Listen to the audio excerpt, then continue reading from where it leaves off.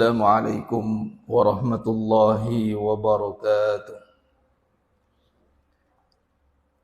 Bismillahirrahmanirrahim. Innal hamdalillah nahmaduhu wa nasta'inuhu wa nastaghfiruh wa na'udzu billahi min shururi anfusina wa min sayyiati a'malina.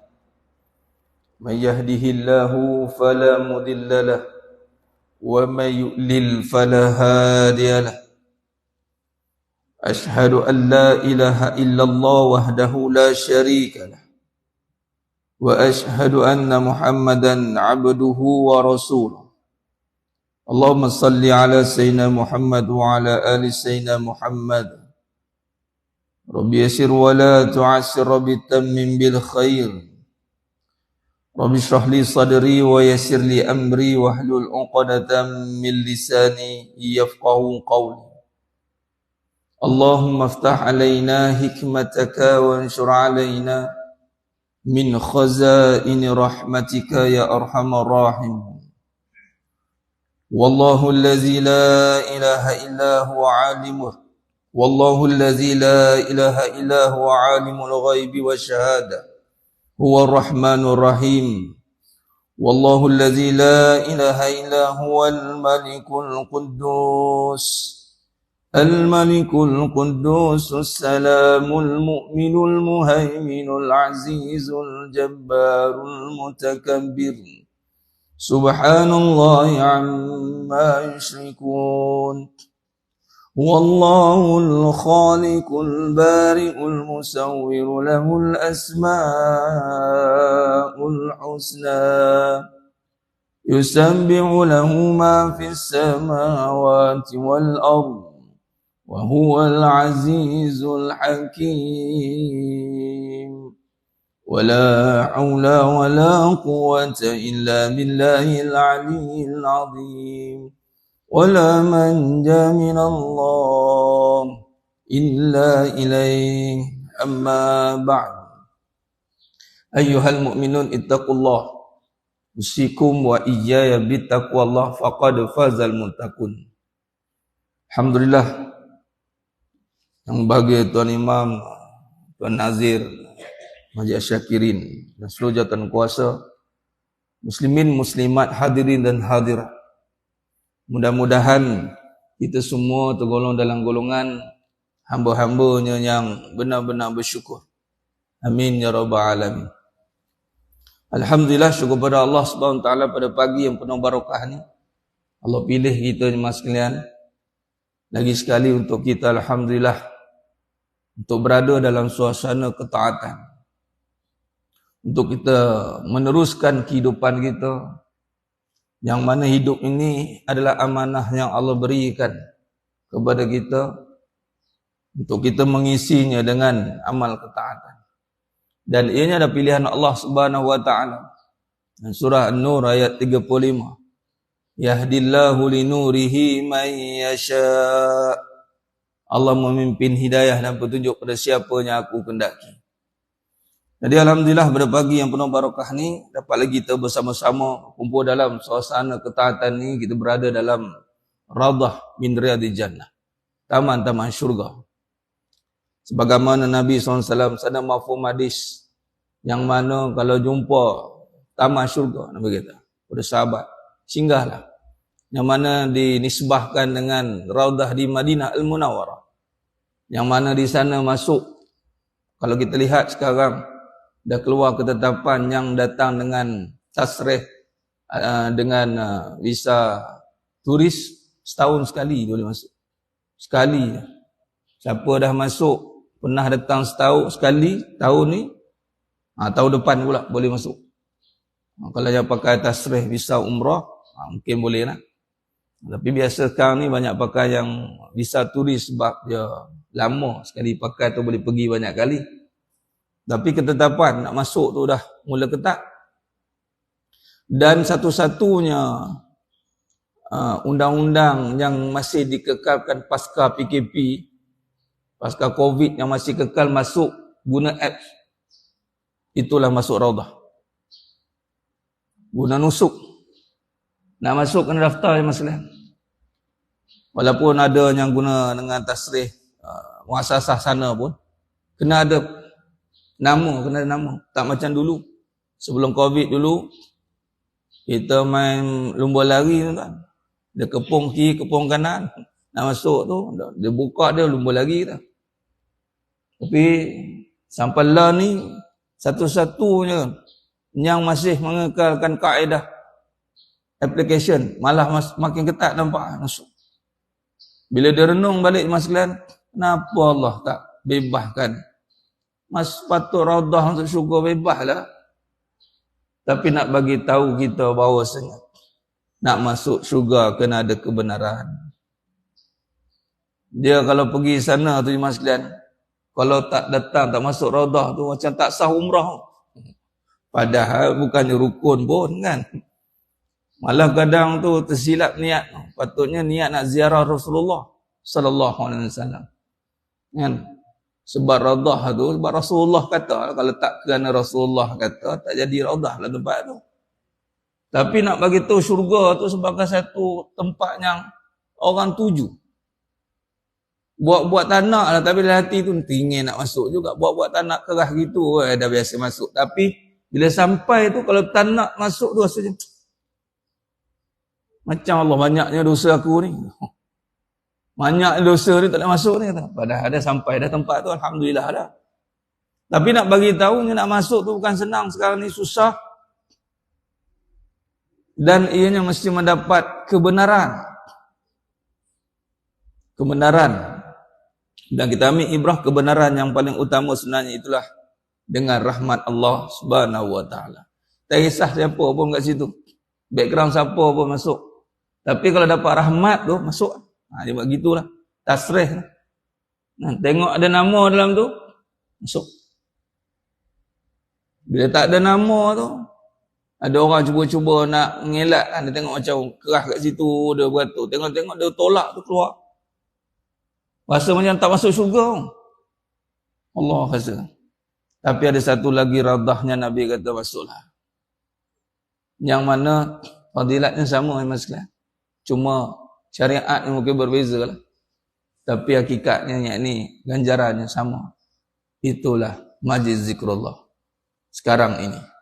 Jadi tidak ada pada waktu-waktunya setiap masa. Dia ada ketika adanya majlis ilmu. Dan apatah lagi di dalamnya membincangkan kepada perbahasan usul. Ini asas kepada agama. Yakni tauhid. Akidah. Alhamdulillah. Pada pagi yang penuh barakah ni kita berada dalam raudah. Saya sebut gitu dan berada dalam raudah. Cuma beza raudah kita ni, kalau di sana berebut-rebut nak masuk. Kalau raudah di sini berebut-rebut nak keluar. Terbalik Ustaz. Nah, tu kempen tu kena bagi ingat. Raudah kat sana berebut-rebut nak masuk. Kalau raudah di sini berebut-rebut nak keluar. Kadang-kadang timbul persoalan, kita ni beribadah ikut Rasulullah ke ikut kita? Kalau ikut Rasulullah SAW, Nabi kata singgah raudah kan, dia akan stay.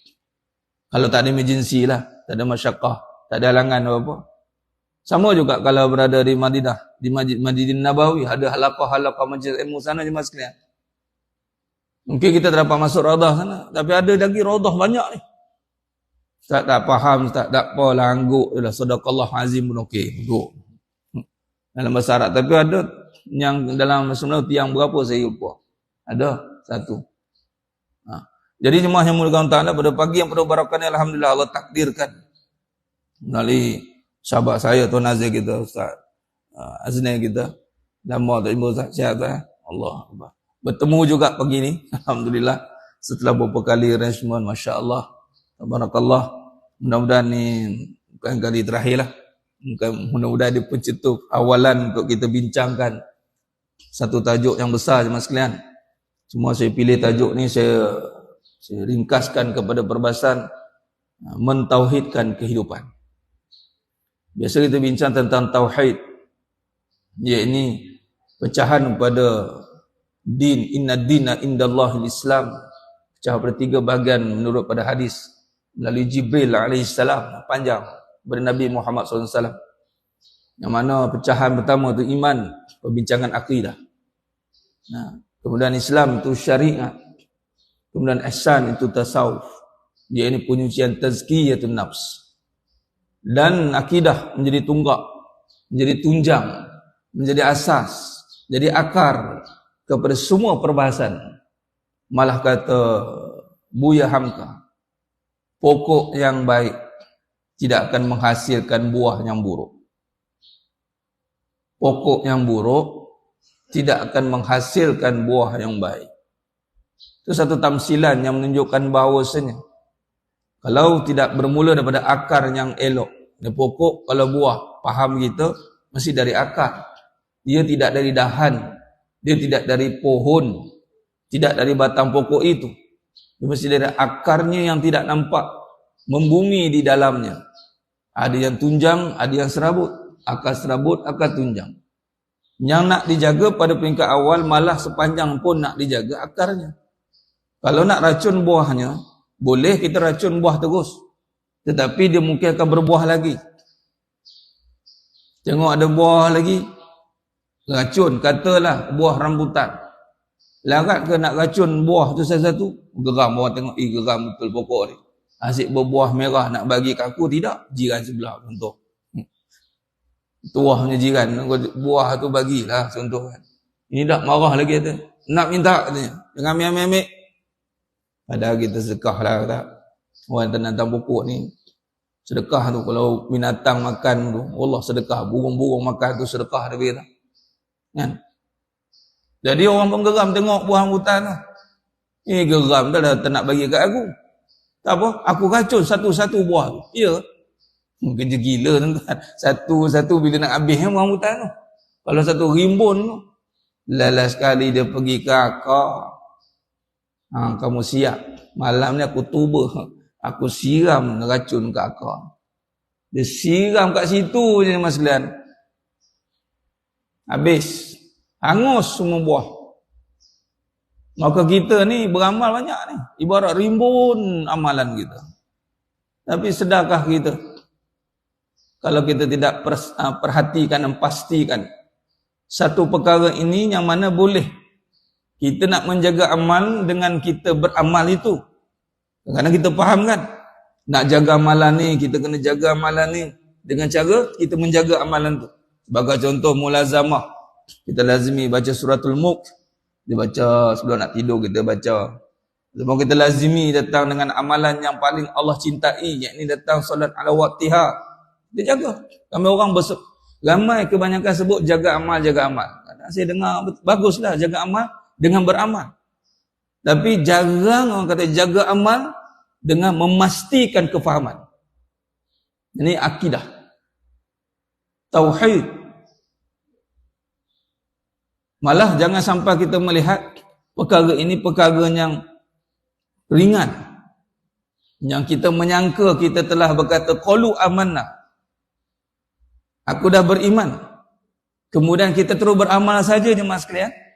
Adakah setelah kita menyatakan iman, kemudian kita beramal menyatakan iman?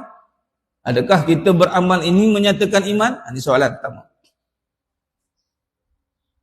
Sebab tu bila kita berbicara soal kembali kepada kefahaman, ia perlu diberikan perhatian sebab banyak perkara-perkara yang akan kita cuba ungkaikan yang menyebabkan nanti yang kadang-kadang kita tak perasan. Sebab tu ilmu adalah satu benda yang sangat ditakuti oleh iblis. Dan iblis tak ada ilmu. Iblis tak ada ilmu, dia hanya ada amal, dia tak ada ilmu. Dia cukup takut sebab dalam ilmu inilah kita akan rungkai. Kita dah beramal banyak, kemudian nak meluruh, nak menjaga dengan kefahaman. Contoh macam soalan tadi. Adakah amalan kita yang banyak ini menyatakan iman? Ini soalan.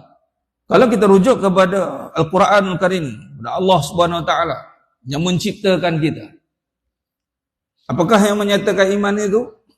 Kalau kita lihat dalam surah Al-Ankabut ayat 2. Ini kita nak mengaitkan dengan tajuk kita ni. Kata Allah Subhanahu Wa Taala, ahasiban nasu ayyusraku ayyakulu amanna. Adakah manusia itu menyangka, patutkah manusia menyangka bahawa mereka akan dibiarkan dengan hanya berkata kami beriman? Kami dah beriman dah Ustaz. Kemudian adakah kita terus beramal? Apakah transition? Apakah perkara? Apakah proses yang akan berlaku setelah kita menyatakan iman dengan lafaz, bilafzi, amanah dengan syahadah? Apa yang berlaku selepas itu? Allah menyatakan bahawasanya wahum la yuftanun, sedangkan mereka tidak diuji dengan sesuatu cobaan. Nah, jemaah sekalian, kalau kita lihat daripada surah Al-Ankabut ayat 2 ni, setelah beriman, ya, kita akan menyatakan amal. Ini orang beriman itu pasti beramal, tapi orang yang beramal belum pasti beriman. Belum pasti beriman. Kerana iman ini merujuk kepada apa jemaah sekalian? Bahasa penggunaan kita adalah kepercayaan kita, keyakinan kita. Apa yang kita nyatakan melalui syahadah kita, adakah mampu kita pegang dalam apa jua keadaan? Kalau kita lihat dalam amalan, sebagai contoh tiang imanuddin itu solat. Solat. Asas kepada amalan yang paling utama itu solatlah, tiang imanuddin. Tapi dengan solat tu jemaah sekalian, ada dua keadaan yang boleh menyebabkan solat itu tertolak dalam keadaan menurut pada. Yang pertama, an salatim sahu. Orang yang solat tapi celaka. Apa dia? Yang an, padanya itu dia lalai, pada solat itu, bukan dalam solat itu. Kalau fi solatin, dalam. Kalau an tu pada. Yakni berapa ramai yang lalai padanya, yakni dak masuk zuhur, dia lalai lagi sehinggalah asar. Nak asar baru dia pasang nos, kelam kabut dia nak solat. Atau saja lambatkan. An. Ikutkan solat. Dan yang kedua, kalau nak kaitkan pula dengan perbahasan iman, solat dah, kemah dah, tiba-tiba ra'un. Ra'un ni apa? Riak. Solat tapi riak. Nah, perbahasan riak ini jemaah sekalian, lawannya apa? Lawan riak? Ikhlas. Lawan kepada riak ikhlas. Ikhlas surah tentang apa? Di mana surah ikhlas? Tengok, okey, sila cari surah ikhlas dan di dalamnya ada kalimah ikhlas. Dah jumpa dah surah ikhlas, tapi dalam ni tak ada kalimah ikhlas, tak jumpa pula kan. Adakah bila tak ada nama surah ikhlas, dia bukan dinamakan ikhlas?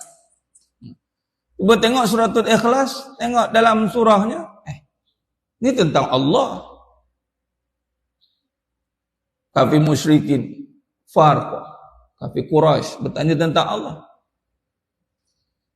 Di mana kalimah ikhlas? Tak ada. Tak ada. Tak ada nama ikhlas tu, hilang. Tak jumpa pun. Maka ketika kita beramal, tak ada nama kita, ada hanya nama Allah je. Ini yang susah teman sekalian. Dan ini yang paling Nabi takut. Ini kata tidak boleh ambil mudah ringan. Inna akhwafu alaikum. Perkara yang aku paling bimbangkan, Nabi kata mahfum hadis, aku takutkan yang berlaku kata kamu asyirkul asghar, syirik kecil. Sahabat tanya, ma huwa syirkul asghar ya Rasulullah? Itu syirik kecil. Ar-riya, yakni riya. Kalau kita lihat kepada perbahasan umum, di mana nak riya ni? Adakah dalam solat? Dia bukan dalam kan? Bukan waktu solat. Jaranglah kita nak solat, tiba-tiba kita buat live beritahu kat orang. Naikkan imam lah kalau ada live tengah solat, buat jemaah ke tu lain cerita. Ni kita sendiri. Tapi jemaah sekalian, adakah kita soalan kedua? Adakah kita tidak terlepas daripada pandangan manusia? Hasil daripada amalan kita. Hasil kita datang solat, hasil kita beribadat, adakah kita ni boleh jaga hati kita agar tidak terlihat hasilnya di luar sana? Jaga masuk apa? Kadang-kadang macam ni jemaah sekalian. Ya, setiap amalan itu ada ganjaran, ada fadilat. Kita tahu dan pasti terhasil. Allah akan pasti nampakkan tanda-tandanya di luar. Tapi kadang-kadang bila kita terlintas macam ini, berubah hidup dia, baik dia, bagus dia. Sebab apa? Kadang kita nampak amal kita, tak nampak Allah. Patut hilangkan amal, hilangkan namanya, nampaknya kul wallahu ahad. Macam mana bila berrabah hadapi keadaan hidup yang diseksa. Tak nampak sakit dah, tak nampak orang dah. Ahadun ahad. Kadang kita nampak macam mana buat-buat semua ni, macam boleh nampak. Contoh paling mudah, serilah muka Hajah ni. Hajah kan ramai selalu datang kuliah, bukan senang tau orang perempuan datang masjid ni. Macam-macam hal. Dan lagi minta maaf cakap kalau orang perempuan golongan muda. Nak datang payah sebab apa? Terikat. Dengan anak lagi. Dengan suami lagi. Payah. Tapi kalau boleh datang masjid tu, orang pun tengok. Lain macam je sekarang boleh datang tu. Seri muka. Biasalah katanya. Biasalah katanya. Biasalah. Pertama kita ada peluang datang masjid. Nampak dah cantik dah amalan tu. Tapi bila orang nampak kita dan amalan kita, adakah kita nampak apa? Adakah kita nak kembali mengesakan Allah Subhanahu Wa Taala? Atau di situ ada 2, 3, 4 bahagian yang akan berlaku dalam perbincangan. Dan nak pula kalau buat anak. Orang perempuan lagi. Kalau buat anak ni tuan menang kau orang perempuan lah. Kat lelaki apa tahu? Ayahnya apa tahu? Anak ni pandai dengan kata maknya lah. Anak ni boleh makan maknya lah. Ayahnya apa dia tahu? Cuma trend ayah-ayah sekarang ni trend kena buat kerja rumah. Trend ayah-ayah sekarang tu. Ayah-ayah dulu tak ada cerita buat konten buat kerja rumah ni. Ayah-ayah nowadays. Gen Y ni. Ayah-ayah dulu, macam ini atas meja tu. Tegak, rupa panglima lah. Dia datang bawa air. Tapi bukan dengan konsep kehambaan. Dengan sifat hormat tu. Respect. Zaman sekarang ni hati-hati macam bila dia tidak bawa kepada mengesakan Allah ni, antara perkara yang besar berlaku nanti, saya ringkaskan perbahasan, dia akan hilang respect. Dia takkan respect orang. Hilang respect. Iblis ni beramal, tapi bila dia tak mampu nak mengesakan Allah, dia kenal Allah. Kegagalan kita nak mengesakan Allah tu yang susah. Tahu Allah bagi, tapi nak esakan, nak tinggalkan hanya, ataupun nak kembali menyatakan hanya esanya Allah, khususan pada manusia ini adalah besar tugas kita maskan. Apa dia? Kalau dalam kalimat tu thayyibah, lam tu, lam alif tu, lam nafi satu. Lam nafi satu, menafikan tu bukan nafikan banyak Tuhan, menafikan bahawa tiada kuasa yang lain melainkan hanya esanya Allah. Banyak tu. Satu keduanya, mat ta'zim. 5 harkat patutnya. Biasa kita buat tahlil kan ringkas. La ilaha illallah, la ilaha illallah. Kalau ikutkan 5 harkat. 5 harkat tu, try sekali imam buat. La ilaha illallah, la ilaha illallah. Itu pun tak sabar dah. Tak sabar aku imam ni. Awet panjang benar dah. Dia tak tahu itu mat ta'zim. Mat ta'zim. Kalau ikutkan iman ni, wahum la yuftanun, cobaan. Allah akan cuba dia. Allah akan uji dia. Uji dengan apa ni mas sekalian? Dalam surah Al-Anbiya ayat 35. Kullu nafsin za'iqatul maut. Allah bukan uji dengan solat ni. Solat ni suruhan, bukan ujian. Sebab tu kalau tengok kepada hadis, ramai orang perempuan, ramai masuk neraka. Mafhum hadis. Tak pergi kepada nisbah pada lelaki perempuan. Tapi dia ada kena-mengena tu. Jangan orang lelaki dengar tu relax. Oh, selamat aku. Perempuan yang masuk, aku tak masuk. Kena juga tempiahnya. Orang perempuan pun marah. Kenapa pula kami pula ramai pula? Sebab kami ramai ke? Bukan kami ramai, tapi ramai yang tumpas. Dengan apa? Dengan solat? Tak. Dengan puasa? Tidak. Dengan Allah? Tidak. Dengan apa? Dengan ujian. Ini suruhan, bukan ujian. Ramai tertukar. Solat suruhan. Tapi bila gagal ujian, dia tidak akan mampu buat suruhan. Tadi. Apa ujian? Tu suami? Tu ujian paling besar. Ni kita rujuk. Apa yang ada pada suami yang diuji? Ni banyak ni kita pergi ke orang perempuan ni sebab ada hadis yang khusus. Senang nak nampak, nak terjemahkan. Maksudnya, merujuk pada, kalau rujuk pada surah Al-Anbiya ayat 35. Kullu nafsin za'iqatul maut.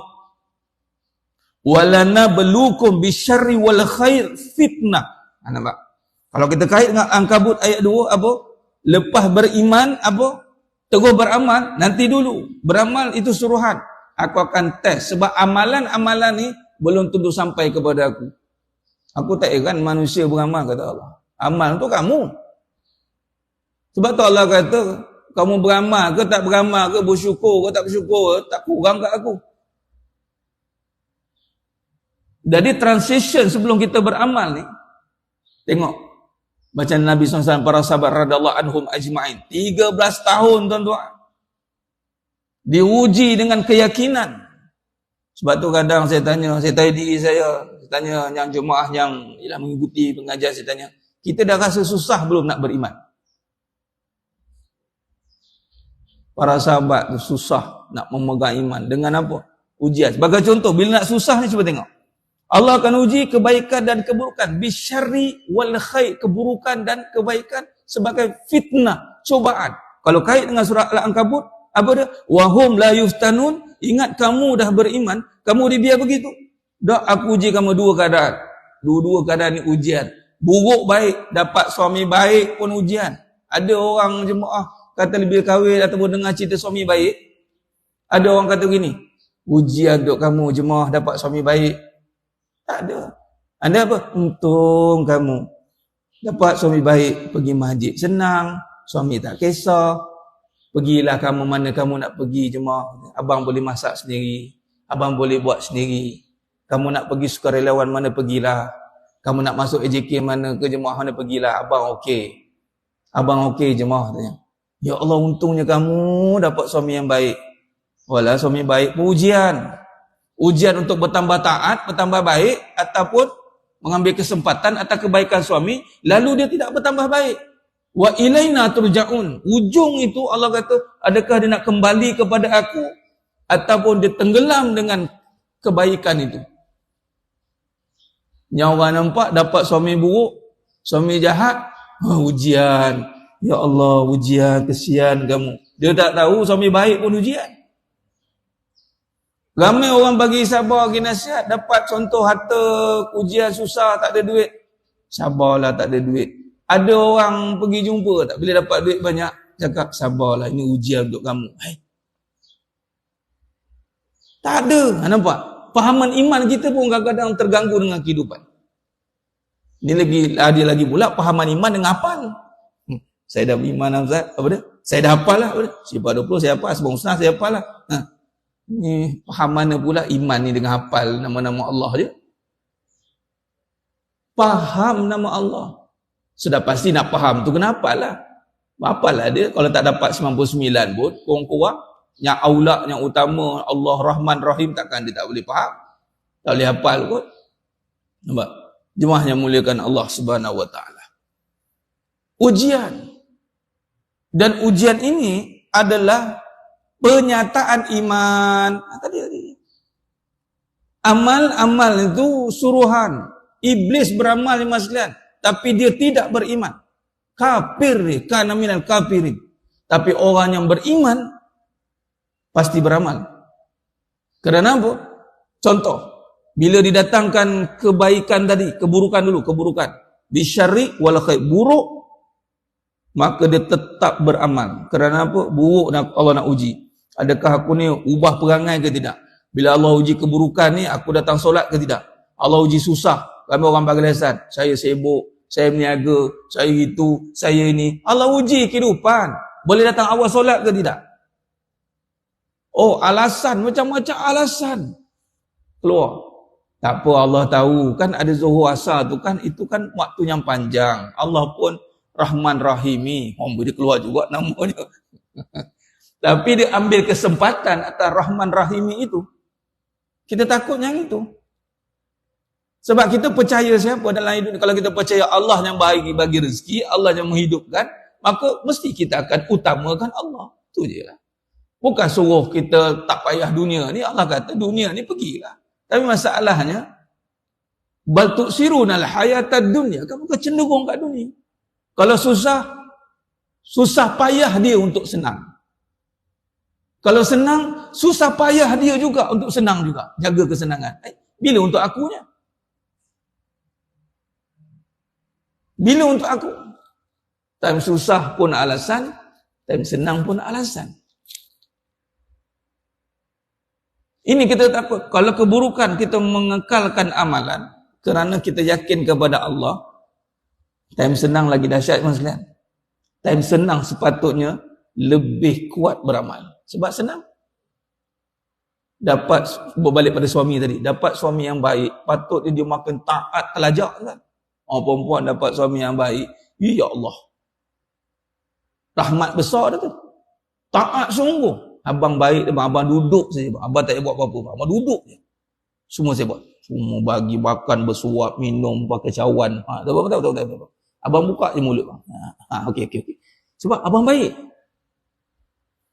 Dapat yang buruk pun kadang tak nak beramal. Dapat yang baik pun. Suami saya baik. Suami saya tak kisah, suami saya yang masak. Kadang-kadang suami saya suap saya. Dan suami saya tak kisah, suami saya yang sidai baju. Saya tak apa, saya tengok je suami saya. Saya suka tengok suami saya sweet-sweet macam tu. Suami tak apa, biar abang buat. Lain sekali. Patutnya bila dah tak apa tu, dia akan menambah kali macam kita. Allah bagi senang, dah banyak dah tak ada fikir. Semua benda ada, makan ada, apa kita kena buat? Macam tu kita datang tuan rumah lah. Tuan rumah sediakan semua. Ya Allah baiknya tuan rumah ni. Apa kita nak buat? Takkan nak duduk saja berdengkur dalam bilik pula. Kita pun tak kira lah tuan rumah kasih tak kasih. Tak apa, mari sini. Aku nak tolong mok lantai, aku nak tolong itu. Tak apa. Kali ni dia buat ikhlas, tak nak apa-apa ganjaran. Ikhlas dia. Dah tak nampak lain, nampak tuan rumah baik. Bukan sebab dia buat-buat baik. Ada orang beramal sebab buat-buat baik, bukan betul-betul baik. Sebab dia tak rasa Allah baik. Itulah. Dia buat-buat baik lah. Kita kena baiklah. Dia tak nak buat sebab Allah baik. Allah baik, Allah. Sebagai contoh, Allah uji buruk. Pun baik juga Allah. Sebab apa dalam buruk tu, kita boleh ingat dia. Itulah kebaikan. Keburukan yang paling besar, yang sebenar-benar buruk, itu lupa Allah. Baiknya Allah dalam buruk macam ni pun, aku boleh ingat kau ya Allah. Itulah kebaikan. Kan? Bisyarri wal khair fitnah. Nak tengok balik tidak kepada iman, kepercayaan yang tidak berbelah bagi itu. Dan di sini Allah sambung dalam surah Al-Ankabut ayat 3. Walaqad fatanna allazina min qablihim fala ya'lamanna Allahu allazina sadaqu wa la ya'lamannal kazibin. Kita bagi kesimpulan dia. Tengok ni mas sekalian. Dan demi sesungguhnya kami telah menguji orang-orang yang terdahulu daripada mereka. Maka dengan ujian yang demikian, nyata apa yang diketahui Allah tentang orang-orang yang sebenar-benarnya beriman. Dan nyata pula baginya, nyata pula apa yang diketahuinya tentang orang-orang yang berdusta. Tak ada kata benar-benar beramal, mas sekalian. Benar-benar beriman. Nah, jadi inilah berbalik kepada kehidupan kesimpulan. Pertama, hidup ni memang ujian. Penyataan iman nanti tengok kat kehidupan. Bukan dekat amalan. Amalan suruhan.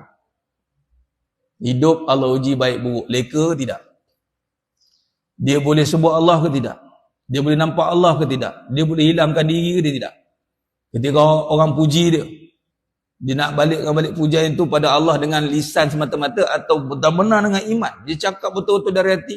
Sungguh yang baik tu hanya Allah. Aku ni hanya menterjemahkan saja kebaikan dia. Wa ahsin kama ahsanallahu ilaik. Berbuat baiklah kepada orang ataupun pada hamba-hambaku sebagaimana aku berbuat baik kepada kamu. Bukan buat baik sebab nak orang balas baik. Atau bukan buat baik sebab orang tu baik. Kalau orang tu buruk, tak buat baik. Walhal syarat berbuat baik kerana Allah yang buat baik dulu dengan kita. Apa kebaikan besar kalau dari segi dunia ni? Allah hidupkan kita. Baik kan? Saya ni masalah macam-macam. Ustaz tahulah apa tak jadi hidup. Macam-macam masalah. Masalahnya kamu. Aku matikan kamu. Hilang masalah. Dah. Habis cerita. Ya tak ya juga dah. Allah dah hidupkan kita baik. Kan kita setengah orang kan. Kalau datang tempat kerja kan. Macam masalah dia kan. Itu tak boleh, ni tak boleh. Lain sekali apa bos buat? Macam ni lah kalau semua benda masalah. Saya berhentikan kamu lah. Sebab kamu lah masalahnya. Dah. Hilang masalah dah. Dah kalau hidup ni, kalau kita nampak itu masalah ni masalah. Lain sekali kata tak apalah. Kalau semuanya masalah, aku matikanlah kamu. Tapi kalau Allah boleh hidupkan lagi tu, maknanya baik. Macam masalah tu. Macam-macam masalah kita kadang-kadang ni. Tapi hidup lagi. Allah baiknya Allah. Nah, nampak kan kita tolong. Hidup lagi. Kalau ke tempat kerja tu, masa kena berhenti dah.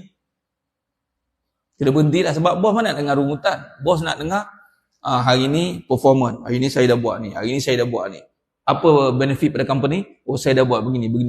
Dia tak heran susah senang tu. Nampak? Company susah ke? Company senang apatah lagi. Company tengah susah, dia pun steady. Company bagi tahu kami terpaksa potong separuh daripada allowance. Tak apa tuan, bos, steady. Kita sama-sama sepakat naikkan balik company. Semangat betul dia ni. Bila senang pula, maintain. Dia tak ada demand macam-macam. Tuan, company ni naik sebab saya. Kalau tak ada saya, company ni tidak naik. Jadi saya nak naik gaji. Bos kata, dia ni masalah betul dia ni. Aku pecat dia. Tak, susah pun dia steady, senang pun dia tak demand. Dia buat kerja sebab apa? Dia nampak company tu je. Dia nak berkhidmat. Ini yang beriman. Itulah tamsilan dia begitu maksudnya.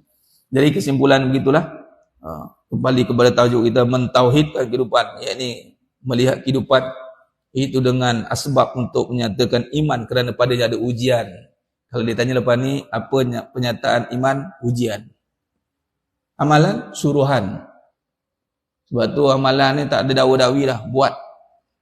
No question, no objection. Tapi tang ujian nanti tu, tu ada soal jawab nanti. Sebab apa? Nak tengok dia beriman ke mana pergi. Malah kadang-kadang kerana ujian kehidupan tu lah, dia datang solat ni. Sebab susah, dia solat. Dia nak senang. Bukan sebab Allah. Dia hati dia dah berbelah bagi. Tapi kalau dia solat kerana Allah, sebab dia faham ujian hidup ni, menyatakan Allah. Dia datang pun sebab Allah, bukan sebab susah senang. Sebab Allah.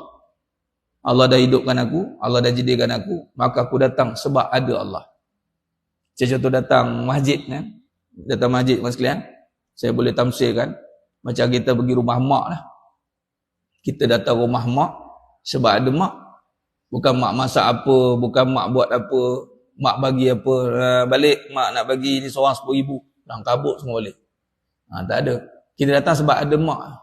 Kalau ditakdirkanlah rumah kita nak pergi mana-mana kerja ke pergi tempat, kita kena lalu depan rumah mak. Lalu depan rumah mak tu, mak ada kat rumah. Seorang anak ni, mana-mana anak lah tak kisah pun, dia takkan tergamak lalu saja. Dia mesti singgah. Sebab apa? Ada mak. Tu. Kenapa orang dah tak balik kampung dah? Keluar satu pernyataan dalam mulut dia. Sebab dah tak ada mak. Itulah. Jadi kalau kita kaitkan rumah Allah ni sebagai masjid, masjid sebagai rumah Allah. Kenapa datang masjid? Sebab ada Allah lah. Sebab tu datang masjid ni iman. Innama ya'muru masajidallahi man amana billah. Datang masjid sebab apa? Sebab ada Allah. Itulah kesimpulan kita. Jadi kehidupan kita banyak melalaikan sampai kita tak nampak ada Allah. Sampai datang masjid pun orang kita berkira. Atau mak pun bagi ke. Kau tak tahu aku yang lahirkan kau? Oh, mak marah ni. Tu aja. Jadi datang masjid. Satu je alasan. Sebab ada Allah. Habis. Khalas. Titik. Kan sebab ada masa ke, dah tak ada nak buat apa ke, dah ada. Sebab bersolat, sebab ada Allah. Suruhan, buat sebab ada Allah. Tu je. Allah ada buat. Betul. Macam bos kan, ada bos kita buat kerja kan. Betul lah. Sebab Allah maha melihat. Walaupun tak nampak dengan mata kasar. Dia maha melihat. Dia melihat kita buat kan. Jadi kita buatlah. Tak salah. Saya buat ni sebab nak tunjuk ke Allah. Memang betul pun. Memang patut pun. Saya datang masjid ni nak tunjuk ke Allah. Saya datang. Betul. Jangan tunjuk ke orang sudah. Itu saja. Saya sedekah ni sekejap gini. Saya nak tunjuk ke Allah ni saya sedekah. Betul. Saya duduk majlis ilmu lama-lama ni supaya Allah tengok lama. Sebab dalam majlis ilmu lama Allah pandang. Sebab majlis Allah kan. Majlis zikrullah. Apatah lagi di dalam nak mengesakan dia. Allah pandang. Saya nak tunjuk ke Allah. Biar Allah kagum dengan kita. Kita tak perlukan kekaguman orang. Orang ni subjektif. Dia boleh nampak baik kita, boleh nampak buruk kita. Tapi Allah tidak. Wallahu alam, itu saja mas sekalian. Mohon ampun maaf daripada saya atas kekurangan kata-kata dalam perbincangan dan penyampaian. Terima kasih secara sekali kepada pihak jawatankuasa masjid atas jemputan. Mudah-mudahan ini bukan yang pertama dan insya-Allah kita panjangkan lagi dalam perbincangan yang besar ni dalam syarah kitab Hakikat Kehidupan. Dan ada perbincangan yang besar dalam Hakikat Kehidupan. Wallahu alam, itu saja. Sehingga kita bertemu lagi pada siang akan datang. Aku qouli hadza, astaghfirullahalazim li wa lakum, wa bil taufiq wal hidayah. Assalamualaikum warahmatullahi wabarakatuh. Tangguh dengan tasbih kafarah dan salatul. Subhanakallahumma wa bihamdik, asyhadu an la ilaha illa anta astaghfiruka. Bismillahirrahmanirrahim. Wal 'ashr. Innal insana fi khusr illa alladhina amanu wa amilus solihat wa tawassaw bil haqq wa tawassaw bis sabr. Wallahu a'lam bissawab.